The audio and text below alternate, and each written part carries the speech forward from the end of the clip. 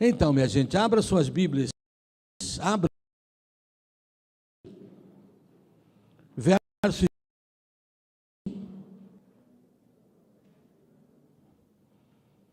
e versos 27 e 28. Juízes 18, 7 a 11.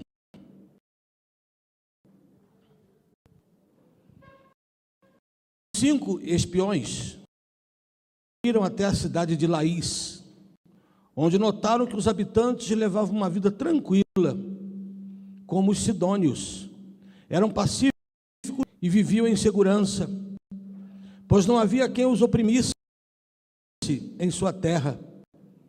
Estavam longe de Sidom, nenhum aliado por perto. Quando os homens voltaram a Zorá e a Estaol, seus parentes lhes perguntaram: o que vocês descobriram lá em Laís? Vamos atacá-los. Vimos a terra e ela é muito boa. Não hesitem em avançar e tomar posse daquela cidade. Quando chegarem lá, verão que o povo leva uma vida tranquila. Deus tem dado terra espaçosa e fértil, onde não há falta. Então 600 homens da tribo de Dan, armados de guerra, partiram de Zorá e de... Agora versos 27 e 28. Então os homens de Dan, levando os ídolos de Mica, chegaram à cidade de Laís, cujo e viviam em segurança. Mataram a espada os habitantes de Laís e queimaram. Não havia ninguém que livrasse os habitantes da cidade, pois estavam longe de Sidom.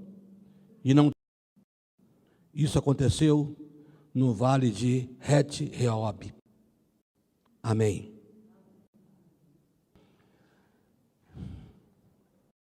Se eu vou dar um tema a essa mensagem, dando prosseguimento ao que propus a fazer, ensinando a igreja, o tema seria isolamento, uma falsa segurança. Isolamento, uma falsa. Os versos que a gente acaba de ler, minha gente, o que temos aqui é o princípio e o fim da história de um povo, os sidônios. Na verdade, não eram os sidônios, era um pequeno grupo dos sidônios, povo que a Deus, temente a Deus, um pequeno grupo de sidônios esse grupo decidiu deixar a cidade de Sidom e arriscarem a vida. Gente, com certeza, é uma história atualíssima a que nós vamos pensar nela agora. E precisei arrancar tempo, reflexão, oração, meditar, para entender exatamente o que está aqui, nesse texto. Nos nossos dias, nós vamos ver lições extraordinárias desse texto aqui, que tenho certeza vai falar conosco aqui, mas como disse a Renata, aqueles que estão em casa também, hão de ser tocados pela graça de Deus. Amém ou não? A história. Alguns habitantes de Sidom, repito, não é o povo todo, alguns habitantes de Sidom tinham decidido por sua conta e risco encontrar um Shangri-La. Quem aqui sabe o que é Shangri-La? É um filme antigo, era uma cidade perfeita. Horizonte Perdido, o nome do filme. E a cidade era Shangri-La, não é isso? Quem chegava lá não queria ir embora de jeito nenhum, que lá não tinha doença, ninguém fica doente, ninguém morre, não tem sofrimento, absolutamente segura. Os sidônios, ou alguns deles, partiram para fazer uma terra assim, para criar para eles o próprio Shangri-La deles, cidade perfeita, para eles viverem ao modo deles, para viverem ali o modo deles. A gente não sabe por que eles tomaram essa decisão.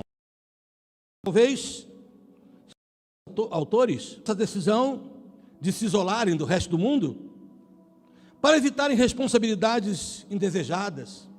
Não. queremos responsabilidades aqui em Sidom, não. Talvez possam ter sentido medo. E houve mesmo essa guerra, tanto aqui que eles foram destruídos. E então resolveram não querer chegar nem perto de guerra, em defesa da sua vez, achavam que sua cidade, Sidom, já estava cheia demais. E entre usar máscara e ficar numa cidade vazia, vamos sair daqui que está muito cheio, que precisa usar máscara. Possivelmente eles devem ter dito, aqui está muito cheio, vamos embora. E então eles saíram. Enfim, simplesmente pode ser também que saíram para colonizar a cidade de Laís, criar essa cidade. Apenas porque queriam. Apenas porque queriam ficar distante das pessoas. Não queriam nada além disso. Simplesmente se isolarem. Seja qual for a razão, aquelas pessoas partiram por conta própria, porque queriam se isolar, porque queriam ficar sozinhos. Seja qual for o motivo, eu falei, o perigo você vai ver aqui nisso. Aquelas pessoas queriam isso, por isso criaram a cidade de Laís, para ficarem lá. A cidade não, as casas não tinham portas. Por quê? Porque não havia perigo nenhum. Nenhum.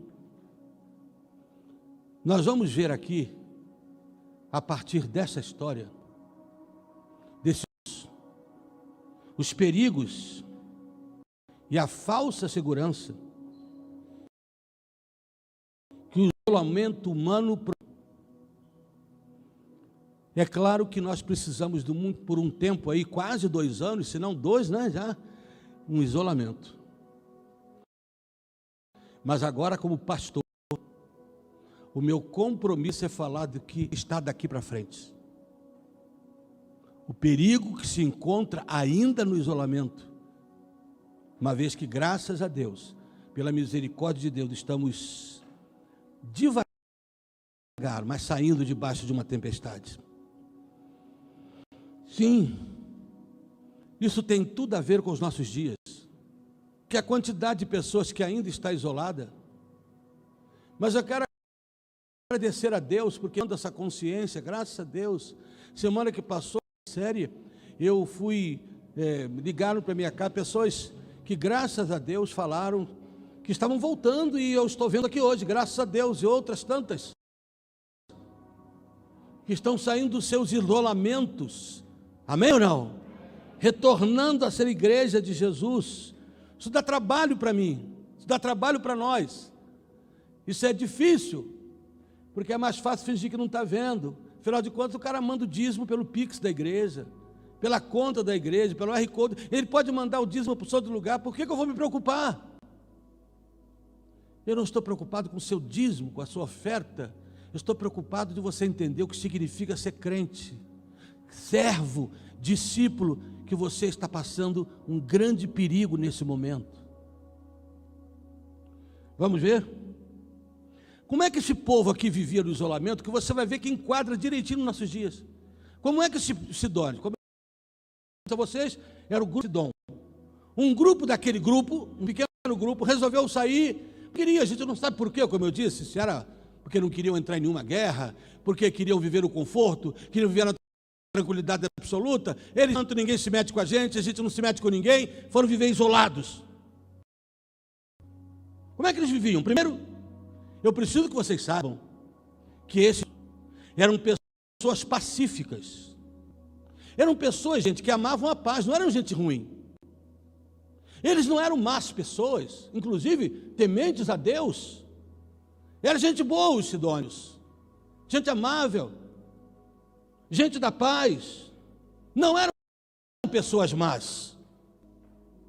Por isso, na cidade deles não havia necessidade de polícia. Lá deles não havia necessidade de nenhuma vigilância, nada naquela cidade, naquele ambiente. É que esse grupo de sidônios nunca fez provisão nenhuma para perigo. Por quê? Aqui não. Aqui nós estamos seguros. Aqui na nossa casa estamos absolutamente seguros. Não fizeram nenhuma provisão contra o perigo que podia acontecer, e aconteceu. E esse é um dos riscos que eu aponto, que a gente acha que ali no nosso reduto a gente não está passando perigo nenhum. E a gente vai ver que isso não é verdade.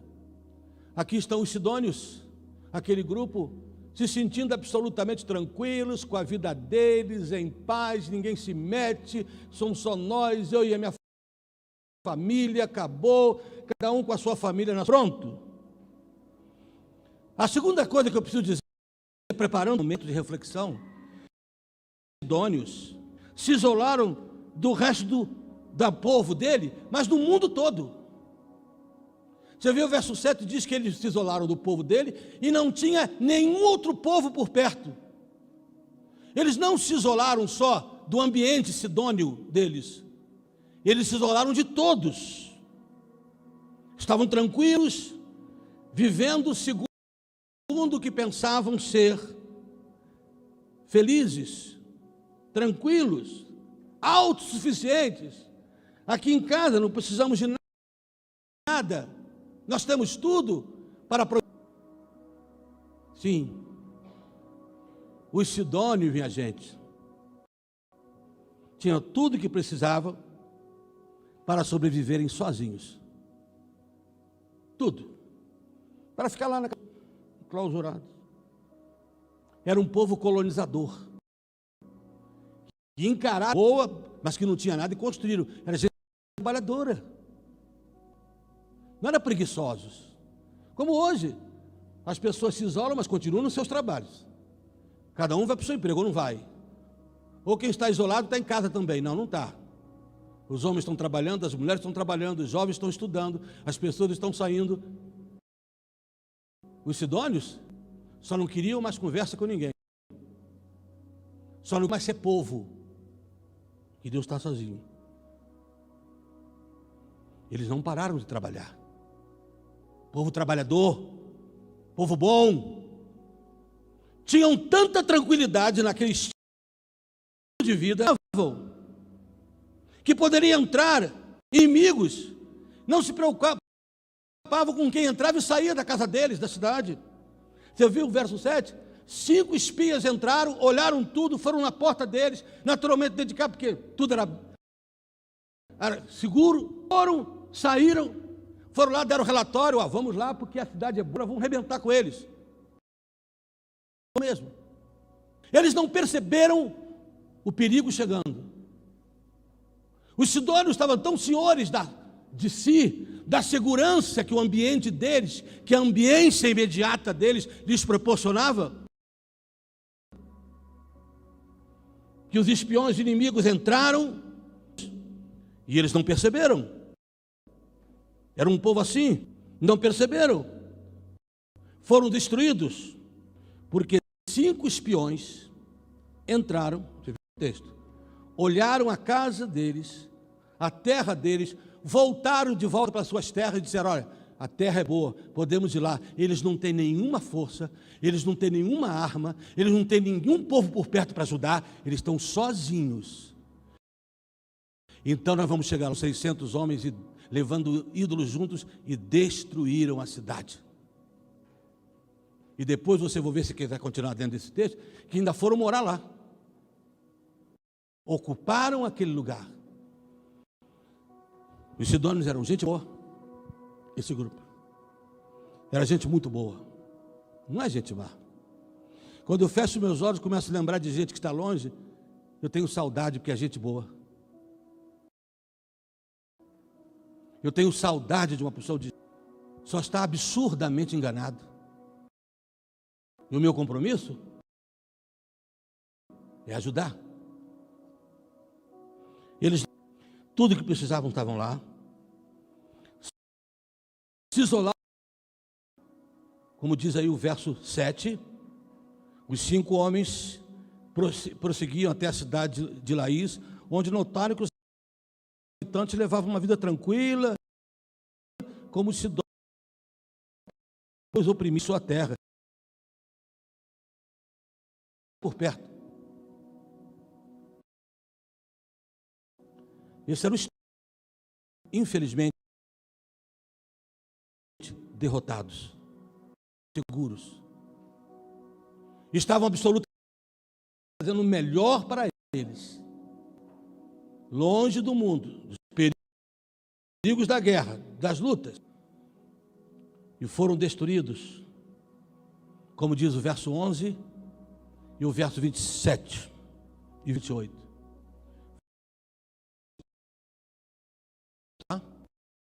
Confia em sua própria segurança e não tinha ninguém por perto para lhes ajudar.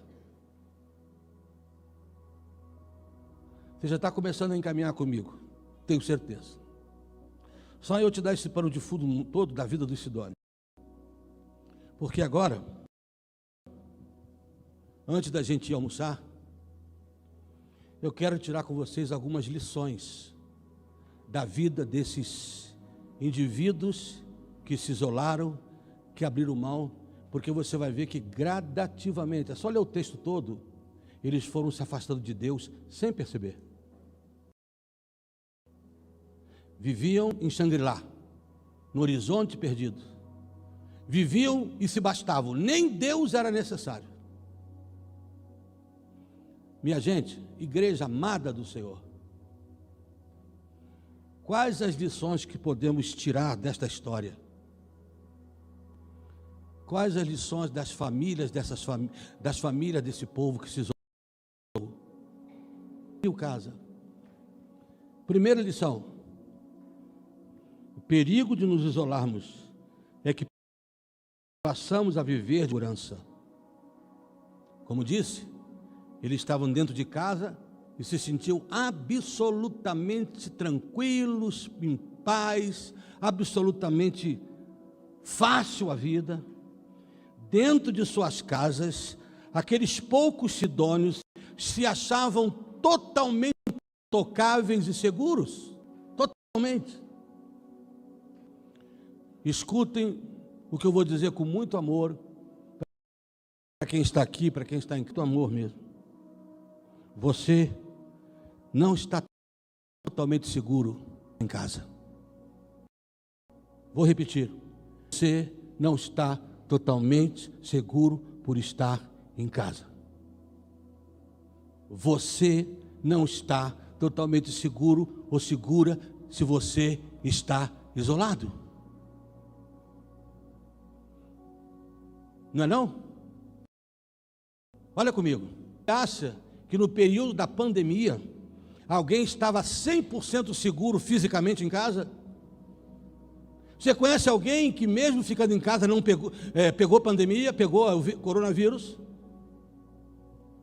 Segundo, você acredita que está 100% familiarmente seguro dentro de casa? Você sabe a quantidade de casais que separou, gente que se separou, gente que congestionou o relacionamento, gente que não aguenta mais o outro dentro de casa. Você acha que você está totalmente seguro dentro de casa, indo trabalhar e voltando quando vai? Você acha que crescer, está cheio do Espírito Santo porque está em casa? Que está dizendo que teve uma experiência com o Espírito Santo tremenda a partir do momento que ligou a televisão e passou apenas a ver cultos, a assistir cultos?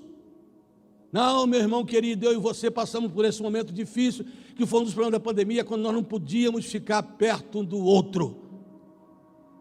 Que coisa difícil. Que coisa terrível. Já viu os jogos de futebol? Ontem eu dei uma pincelada lá, no momento, e eu vi que estava passando um jogo Fla-Flu. É isso mesmo. Eu não sei se eu estou certo, o Flamengo perdeu? De novo? Os meus amigos, eu nem olho para eles nessas horas. Você percebeu a diferença que é estar no Maracanã de que está em casa? Havia um clima mágico, a hora que só... Mas estar...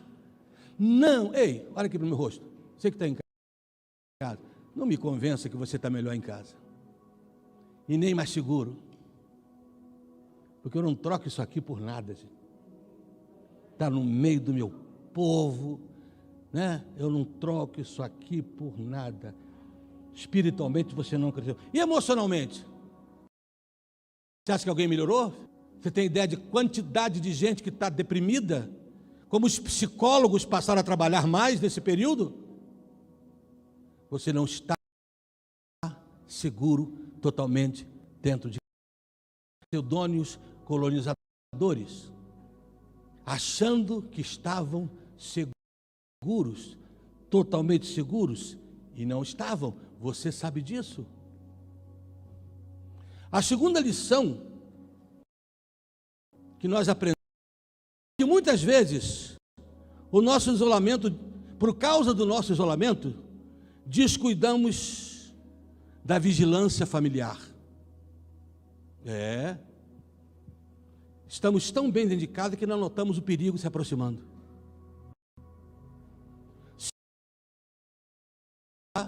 Entraram, olharam como é que eles viviam, perceberam que eles não tinham uma arma, perceberam que eles estavam expostos ao perigo, perceberam a fragilidade daquele povo, que era gente boa, mas frágil, não era gente de guerra, nem perceberam, ao contrário, saíram e foram dar relatórios. Sim, talvez você não percebeu que alguns inimigos foram entrando na tua casa. Frieza, você não é mais aquele crente, você não é mais aquele fogo. Fala para mim, você está afogueado dentro de casa, televisão ligada e você, aleluia, até o vizinho chegar e te chamar de maluco? Não, você não está. O que mais? Vai entrando em você o espírito.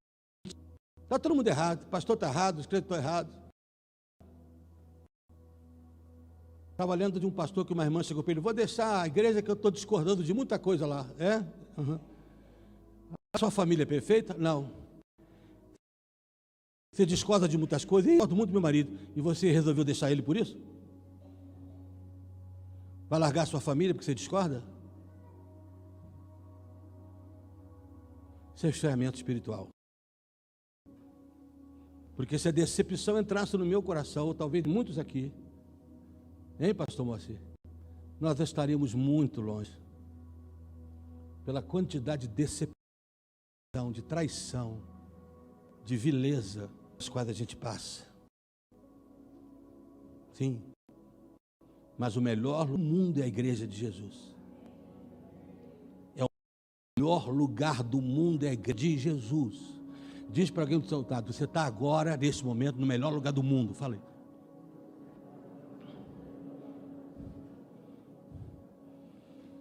Sim, o espírito crítico vai entrando. Está todo mundo errado. O desânimo vai entrando. Você olha assim: não, vou ficar em casa. Está frio hoje. A espiritualidade cai. Não tenha dúvida. Eu estou só dizendo verdades, confrontando-nos com verdades.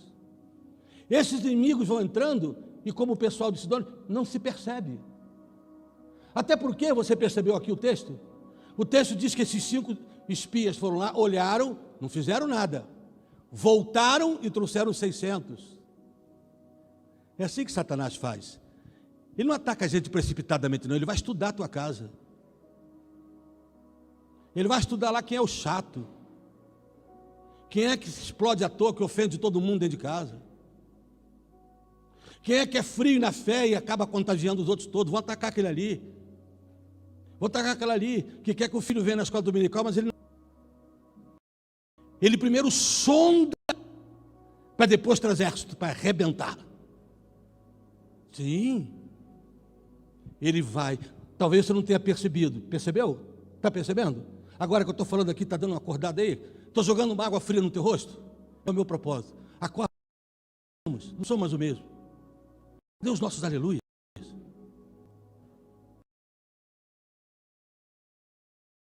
Está todo mundo errado. Há pouco tempo eu tive que falar isso com uma pessoa que começou a falar comigo. Sabe por quê, pastor? Como diz a Renata, que eu não vou negar por isso. Eu disse assim, irmão, além de você, quem mais você acha que serve para ser crente? Além de você. Porque pelo jeito só você serve. Queria que você soubesse, e todo mundo aqui soubesse, igreja é um dos lugares onde tem mais gente errada no mundo. Porque isso aqui é a oficina do Espírito Santo. É aqui o lugar de se consertar. Quanto bem-vindo a este lugar. Quanto mais enlamaçado, mais pronto para receber a lavagem no sangue de Jesus. Esse é o lugar disso. Essa aqui é a Arca de Noé, que dentro dela devia estar um cheiro horrível. Aquele monte de animal, porta fechada, só chuva lá de fora. Já imaginou aquilo tudo fechado? Quanta mosca. Os animais fazendo, o elefante, plof.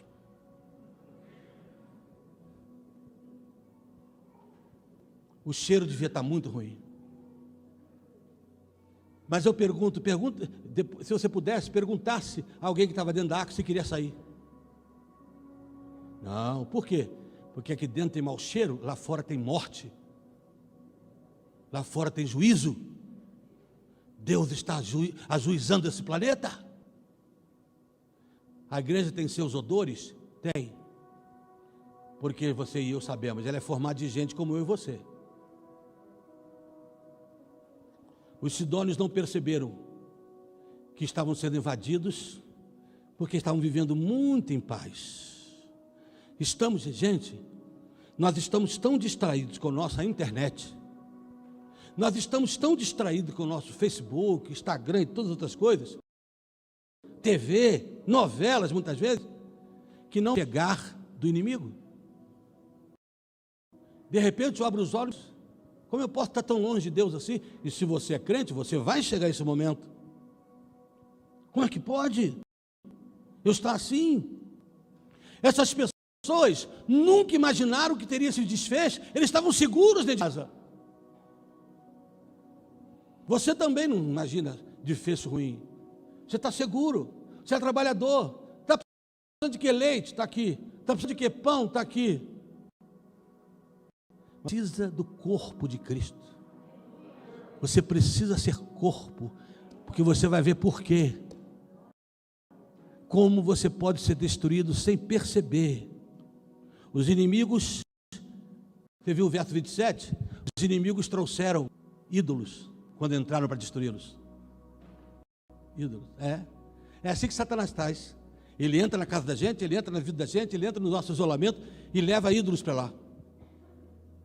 Porque coisas tão importantes como computador, essas mídias todas, redes sociais, que são tão importantes, que fazem tão necessário. Hoje eu falo com todo mundo por ali. Mas ele pega isso e transforma em idolatria. E as pessoas não conseguem passar 20 minutos, meia hora com Deus, e passa 4 horas diante de um computador, de um Facebook, de um Instagram. Satanás, quando chega, ele traz a idolatria com ele. E o que é idolatria? É botar alguma coisa antes de Deus na minha vida. Idolatria é quando alguma coisa ou alguém toma o lugar de Deus. O texto diz que quando esses inimigos voltaram para atacar, eles trouxeram ídolos para cada vez mais enfraquecer o povo de Deus. Segunda lição é essa. Muitas vezes o isolamento faz com que a gente descuide da gente e da nossa família. O inimigo chega e a gente não percebe. Sonda a nossa casa, ainda volta trazendo mais. Sim. Já percebeu que a sua casa, aquele fervor espiritual, aqueles filhos que estavam sempre presentes na igreja, você não vem também. Aquele marido, aquela esposa, ou você mesmo. Já percebeu o quanto você pode estar sob ataque, profundo ataque do inimigo, o que eu estou fazendo aqui hoje, põe minha vida em risco. Eu sei. Eu sei como Satanás odiaria que eu destampasse isso.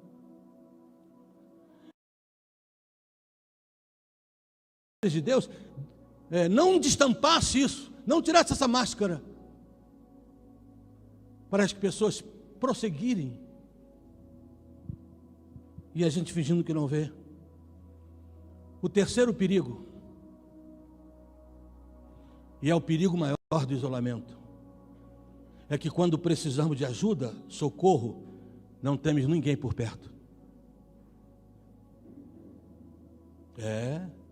Viu aí? Eles foram facilmente derrotados porque não tinha ninguém para ajudar. Os sidônios estavam distantes. O resto do mundo eles tinham abandonado.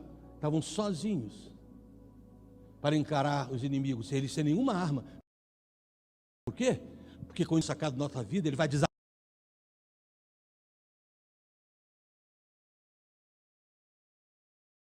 doméstico, ele vai diminuindo o tempo de tudo. Ele chega e vai enfraquecendo espiritualmente a gente, e ele sabe, já espionou, que não tem ninguém por perto. Nós podemos nos isolar nossas famílias, mas isso vai ser trágico, porque nós precisamos um dos outros. Em muitos momentos precisamos um dos outros. Amém ou não? Em muitos momentos. Você já imaginou o que seria de nós sem aquele abraço quando uma perda nos acometesse? Aquele abraço de um amigo, aquele abraço de alguém querido. Você já imaginou, no momento de dor, de problema sério, você não tem ninguém por perto? Você não tem ninguém que ora, mas ora segurando a sua mão. Não estou falando orar com esse papo de WhatsApp, estou orando até pela sua borboleta nova. Não. Eu estou falando de orar aqui, cu de oração, eu olhando para ele, vendo se ele está rindo, se ele está chorando, o que está precisando, é de um abraço meu? Você imaginou que seríamos de nós se não tivéssemos isso? Se não tivéssemos as quintas-feiras de oração, onde a gente dá a mão ao outro, e onde a gente pode orar um pelos outros, o que seria de nós nos momentos difíceis? E quando tivéssemos fracassado, caído, já imaginou se não tivesse alguém para dizer, não desiste não, que Deus vai te levantar? E quando tivéssemos problemas sérios na nossa família, e que alguém dissesse, vamos junto que Deus vai ajudar? Sim, você precisa de Deus, você precisa de pessoas na hora da guerra. Eles não tinham ninguém por perto. A gente precisa de gente para chorar com a gente. A gente também precisa de gente para sorrir com a gente. Eu tenho amigo de sorriso, você tem algum? Estão olhando estranhando? Amigo de sorriso, eu tenho amigos de sorriso. Eu vou citar um só, podia citar alguns. Serginho, o gordo. Serginho todo dia me manda uma mensagem para ele, mas só para rir. Só gozação. A gente só fala sério poucas vezes, quando eu digo, Serginho, eu preciso disso. Você tem algum amigo de sorriso, irmão? Alguém para rir com você? E até rir de você? Eu já tive gente que já riu de mim. Já cheguei aqui na igreja, uma meia marrom, outra preta. Quem não vai rir com isso? Quem não vai rir com isso? Olhei assim e digo, gente, o que é isso aqui? Amigos do sorriso. Coisa boa, mas quando você está sozinho, irmão, quando você se isolou, o inimigo chega e arrebenta, porque ele traz frieza, crítica, dor, situações impossíveis. Sabe o que acontece? Você não tem como sair disso. O texto diz assim, eles foram destruídos facilmente. Sabe por quê? Que foram destruídos facilmente? Porque não tinha uma arma para se defender. E você sabe que o nosso arqui-inimigo, ele é muito forte. Você está sozinho? Você está em comunhão com o corpo de Cristo? Estou perguntando se você está em comunhão com o corpo de Cristo. Não estou perguntando se você está frequentando a igreja via internet. Não. Estou perguntando se você está em comunhão com o corpo. Isso aqui que a gente está aqui, isso chama-se comunhão. Porque a gente fala um com o outro, a gente se esbarra um no outro, a gente conversa com o outro, a gente sorri um para o outro, a gente faz tudo um com o outro. A pergunta é, quando você precisar, tem alguém para te socorrer ou só aquele grupinho porque você se isolou? Ou você tem uma igreja que pode todo mundo pegar junto com você? E os amigos do sorriso? Aqueles que te botam para rir quando você está sem vontade de rir. Mas mesmo assim tem uma palavra de sorriso. Outro que gosta muito de uma brincadeira, o pastor Moacir. De vez em quando ele bota os negócios lá e diz assim, para descontrair, né, Moacir? Ele adora um sorriso. Tem gente que gosta de sorriso, mas tem gente que parece que foi batizado no limão. Batizado no vinagre. Está sempre azedo, azeda, desconfortável, sem alegria para viver, sem entusiasmo para falar com as pessoas, sem amor para dar. Sim. Até mesmo na hora de sorrir. Estas pessoas foram destruídas com extrema facilidade, porque estavam desarmados e sozinhos. Isolamento nos desarma. Notem, vou repetir o que eu disse agora. Eu não estou falando aqui de gente ruim. Estou falando de algumas melhores pessoas daquela época. Alguns dos homens e mulheres que andaram com essa igreja profundamente, com fidelidade, com amor, que aguentou tranco à vontade, são esses. É gente muito boa que ainda não voltou. É gente muito boa. É gente que precisa entender que estar sozinho é um perigo. Estar sozinho é um grande perigo. Não são pessoas más. São pessoas que estão lá, só quer ficar sozinho. Não me deixe em paz. Eu deixo vocês em paz, você me deixa em paz também. Infelizmente, são apenas isso. São pessoas respeitáveis. São os famosos colonizadores da solidão. Estão construindo a solidão. Você imagina o que significa uma pessoa que tem uma criança pequenininha ainda, ou alguém que ainda vai ter criança, vai casar, ou enfim, criar os seus filhos assim? Sem companheirismo, sem nada? Como será? Quando ele tiver 12 anos, que a garotada, hoje eu estava vendo ontem, né? Eu estava vendo lá pelo grupo dos adolescentes da nossa igreja, eles estão com uma ideia brilhante esses tempos agora, eles vão vir hoje, vão ficar tudo na galeria ali, anotando tudo que eu falar. Depois eles vão ter que dar conta disso. Vão anotar as músicas, o que vai falar. Seu filho está nisso? Seu neto? E se a gente tiver de criar esse pessoal longe da igreja, longe de Jesus? Acredite, eu não estou falando para gente ruim. E nem estou falando com nenhum outro sentimento que não seja amor, uma preocupação enorme com pessoas. Porque elas não são pessoas que se opõem à vida cristã, não se opõem. Se eu falar de Jesus, elas aceitam. Pedir para ela pregar, ela vem e prega. Ela não vai à igreja assistir culto, mas vai pregar se te chamar. Infelizmente.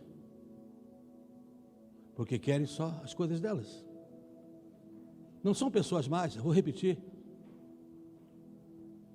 São pessoas que até assistem pela televisão. Você não está totalmente seguro. Por isso, como eu disse que não são pessoas más, a pergunta final desta manhã é a seguinte: o que estava errado então com esses queridos? Por que tanto alerta contra esse tipo de vida? O que estava errado com a vida deles? Primeiro, eles estavam vivendo um estilo de vida egoísta. Só pensavam neles e nos seus. Guardem, é tudo que uma igreja não é. Eu tenho compromisso com você. esse nome irmão é porque é irmão mesmo, porque fomos lavados no mesmo sangue de Jesus. Por isso ele diz que nos amemos uns aos outros, carregar as cargas uns aos outros, confessar as vossas dores uns aos outros para serem curados. Nós somos irmãos mesmos, nós temos que ter responsabilidade um com o outro, sim. Se nós brigarmos, briga como irmão briga. Se nós nos beijarmos, beijemos-nos como irmãos beijam. Mas nós somos irmãos, nós somos a família de Deus, e o Pai está do céu olhando isso, que nós somos a sua família. Não, você está pensando só no seu ali, é um tipo de vida egoísta, o isolamento. Segunda coisa, o isolamento era um estilo de vida muito pequeno. O mundo dessas pessoas se resume à sua casa e ao seu local de trabalho. O mundo se reduz a quase nada. Estou partindo do pressuposto que não vão à pizzaria, né? Porque estão em isolamento, não vão à churrascaria porque estão em isolamento, não vão a festa nenhuma porque estão em isolamento. É assim mesmo? Está acontecendo? Isso só não é trágico porque é cômico. Chega a ser cômico. Mas é um mundo muito pequeno. É um mundo diminuto. Quando se tem um mundo inteiro para viver. Talvez por isso que tanta depressão aconteça. Por causa da diminuição do mundo que as pessoas enfrentam. Nesses isolamentos, quando ele se torna desnecessário. Ou quase desnecessário. Meu irmão, a igreja ainda é o lugar de você se alimentar. Vir uma vez por semana na igreja, o que é muito pouco, é no mínimo o suficiente. É no mínimo necessário. É no mínimo necessário. Portanto, tenha cuidado para que você não arranje desculpa que sábado eu fui dormir tarde, domingo não posso ir à igreja. Quarta-feira eu fiz não sei o que, quinta-feira não posso ir à igreja. É sempre uma autodesculpa, desculpa minha mesmo, na tentativa de tirar de mim as responsabilidades da igreja. Coisas que eu não faço para o meu patrão da terra. Portanto, querida igreja, não diminua o seu mundo. Não diminua o seu mundo. E em terceiro e último, qual era o problema daquela gente? Primeiro, o egoísmo de vida. Segundo, a pequenez da vida. Terceiro, eles viviam uma vida míope. O que é isso, pastor? Cegos. Eles não enxergavam os perigos daquela vida. Uma vida míope. As pessoas que estão nessa vida, estão numa vida espiritual, emocional, míope, familiar, eles não estão conseguindo ver. Por isso, tudo que a gente quer é que o Espírito Santo entre nessas horas com a palavra que a gente está dizendo e fulmine o coração de todos para uma nova vida, para um novo tempo com Ele. A pergunta que eu faço, como eu disse dos míopes, você está vendo os inimigos? Ou está míope? Percebeu que ele chegou? Percebeu que a alegria de casa já não é a mesma? Que a depressão está tomando conta? Percebeu, irmão querido, irmã querida, que a espiritualidade está cada vez mais baixa, que Satanás atacar, infelizmente, possivelmente vença? Isso aqui não é profecia, não. Deus me livre fazer qualquer profecia contra você. Eu só estou falando do perigo. Já parou para pensar? Você está míope ou está vendo? Você está vendo o que está em volta? Já parou para pensar? Se o espírito de crítica te tomou tanto conta, que isso aí te satisfaz para você ficar em casa, porque em igreja não tem ninguém que presta. Então sou eu e a minha casa, porque aqui jaz os santos. Sim. Isso finalmente acaba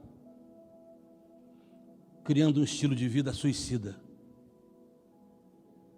E eu falo isso com toda paixão, mas tem que falar assim.